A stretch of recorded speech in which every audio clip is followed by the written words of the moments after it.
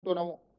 అందుకోసమని ఈ outer ring road లోపల భాగాన్ని మొత్తం ప్రణాళికబద్ధమైన అభివృద్ధి చేయడానికి ఈ ప్రాంతాన్ని కోర్ అర్బన్ రీజియన్ ఎకానమీ కింద మనము డిమార్కేట్ చేసుకున్నాం.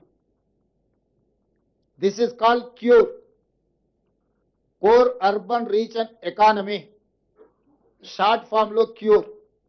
అంటే ఇక్కడ ఎన్నో సమస్యలు ఉన్నాయి. ఇండస్ట్రియల్ పొల్యూషన్ ఉంది, మూసీ నది కాలుష్యం ఉంది, హైదరాబాదు నగరంలో ఉన్న పురాతనమైన వాహనాల నుంచి మొదలు పెడితే డీజిల్ వల్ల ఇతర పరిశ్రమల కాలుష్యం ఉంది, వాహనాల కాలుష్యం ఉంది, ఎన్నో రకాల పొల్యూషన్స్ ఉన్నాయి. వీటిని తగ్గించడము లేకుండా చేయడము, తద్వారా ఒక నెట్ జీరో సిటీ లాగా కాలుష్య రహిత నగరంగా మార్చాలి అని అంటే దీన్ని క్యూర్ చేయాల్సిందే. ఈరోజు ఢిల్లీ, ముంబై, చెన్నై, బెంగళూరు నగరాలను మనం చూస్తున్నాం. ఒక దగ్గర కాలుష్యం ఎక్కువ, ఒక దగ్గర వరదలు ఎక్కువ, ఇంకొక దగ్గర ట్రాఫిక్ ఎక్కువ, ఇంకొక దగ్గర శాంతి భద్రత లేకపోవడం, ఇట్లా రకరకాల సమస్యలతోనే ఆయా మెట్రోపాలిటన్ నగరాలు ఈరోజు ఒక క్రైసిస్ని ఎదుర్కొంటున్నాయి, ఒక సంక్షోభాన్ని ఎదుర్కొంటున్నాయి.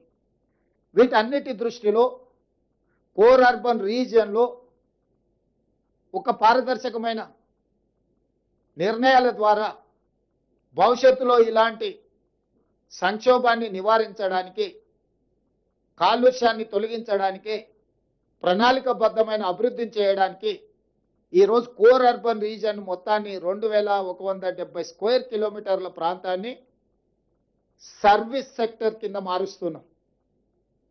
ఈ ప్రాంతంలో ఉండే జీసీసీలు కావచ్చు, ఐటీ కంపెనీలు కావచ్చు, ఇతర ప్రభుత్వ రంగ సంస్థలు కావచ్చు, ప్రైవేట్ రంగ సంస్థలు కావచ్చు, కాలుష్యాన్ని వెదజల్లే పరిశ్రమలన్నిటిని కూడా బయటికి తరలించడం ద్వారా, చెరువులను, కుంటలను, నాలాలను ప్రక్షాళన చేయడం ద్వారా, అత్యధిక వర్షం వచ్చినప్పుడు రోడ్ల మీద, కాలనీలలో నీటి వరదల సమస్యల్ని తగ్గించడానికి ఈ కోర్ అర్బన్ రీజియన్ని ఒక యూనిట్గా ట్రీట్ చేస్తున్నాం. దీంట్లో అభివృద్ధిలో భాగంగా మెట్రో రైలు విస్తరణ కావచ్చు, మూసీ రివర్ డెవలప్మెంట్ కావచ్చు, ఫ్లైఓవర్స్ కావచ్చు, రోడ్ల విస్తరణ కావచ్చు, కాలుష్య పరిశ్రమలను తొలగించడం కావచ్చు, ఇట్లా అన్ని రకాల అంశాలను ఆ కోర్ అర్బన్ రీజియన్ ఎకానమీలో అభివృద్ధిలో భాగంగా అక్కడ డిఫైన్ చేసి కోర్ అర్బన్ రీజియన్ని మనము ఈరోజు ఒక ప్రణాళిక తయారు చేస్తున్నాం.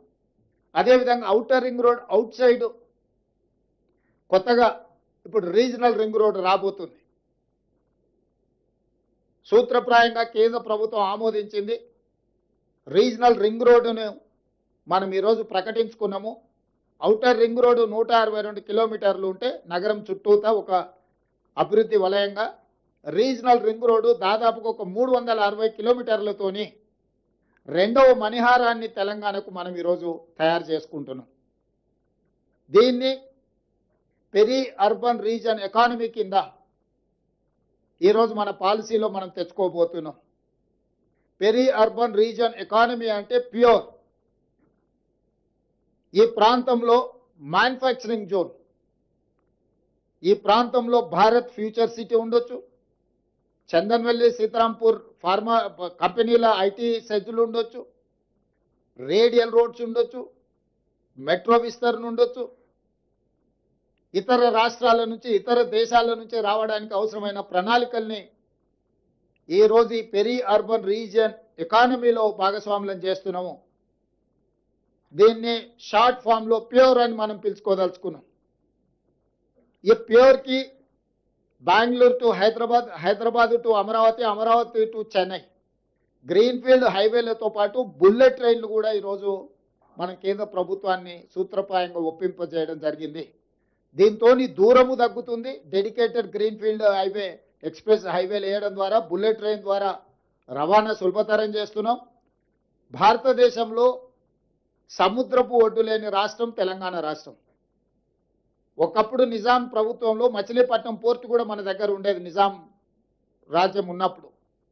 ఈరోజు మనం మచిలీపట్నం పోర్టుకు కూడా ఈరోజు కనెక్టివిటీ డెవలప్ చేస్తున్నాం. తద్వారా ఈ మ్యానుఫ్యాక్చరింగ్ జోన్లో సొంత దేశాలే కాకుండా విదేశాల నుంచి కూడా పెట్టుబడులను ఆకర్షించడం ద్వారా ఈరోజు అభివృద్ధి ప్రణాళికలు సిద్ధం చేస్తున్నాము. ఇవాళ తెలంగాణ రాష్ట్రంలో ఒకే ఒక ఎయిర్పోర్ట్ ఉంది. ఇంకా ఎయిర్పోర్ట్లు రావాల్సిన అవసరం ఉంది. పారిశ్రామికవేత్తలు అడుగుతున్నారు. అందుకే వరంగల్లో ఒక అంతర్జాతీయ స్థాయి ఎయిర్పోర్ట్ నిర్మిస్తున్నాం. ఆదిలాబాద్లో ఎయిర్పోర్ట్ నిర్మించాలనుకుంటున్నాం. భద్రాద్రి కొత్తగూడెంలో ఎయిర్పోర్ట్ నిర్మించాలనుకుంటున్నాం. రామగుండంలో ఇంకొక ఎయిర్పోర్ట్.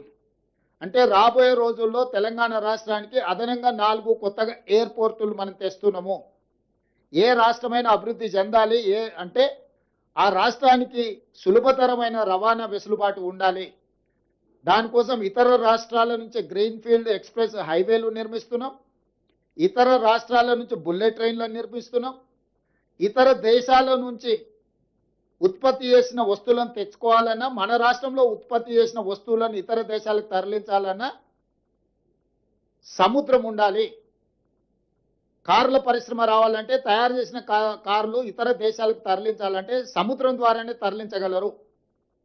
మనకు ఆ సముద్రము లేకపోవడం వల్ల ఈరోజు మనము హైదరాబాద్ నుంచి మచిలీపట్నానికి dedicated green field express highway Andhra Pradesh ముఖ్యమంత్రి గారితో మాట్లాడడం జరిగింది. దేశ ప్రధానమంత్రి గారితో మాట్లాడడం జరిగింది. ప్రాథమికంగా మేము అందరం కూడా ఒక ఆలోచనకు, ఒక అంగీకారానికి వచ్చినాం.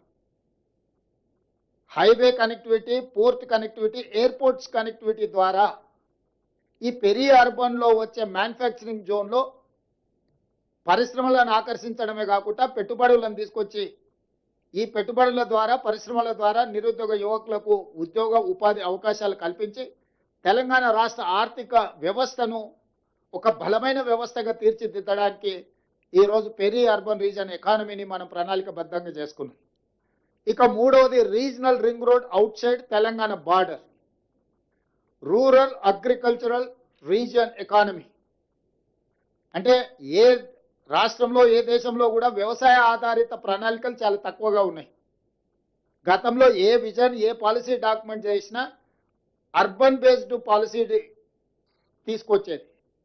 ఇప్పుడు మేము వ్యవసాయాన్ని, గ్రామీణ ప్రాంతాలను, వ్యవసాయ ఆధారిత ఉత్పత్తులను నిర్లక్ష్యం చేయదలుచుకోలేదు. ఈ స్టేట్ ఎకానమీలో వాళ్ళ స్టేక్ హోల్డర్స్గా మార్చదలుచుకున్నాం రైతులను, వ్యవసాయ ఆధారిత పరిశ్రమలను.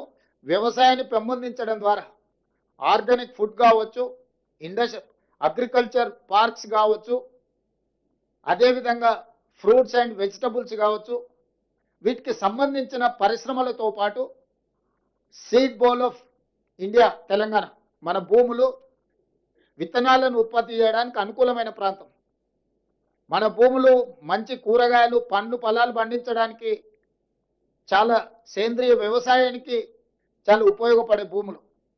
అందుకే regional ring road out side Telangana border వరకు రూరల్ అగ్రికల్చర్ రీజన్ ఎకానమీ కింద దిస్ ఈస్ కాల్డ్ రేర్.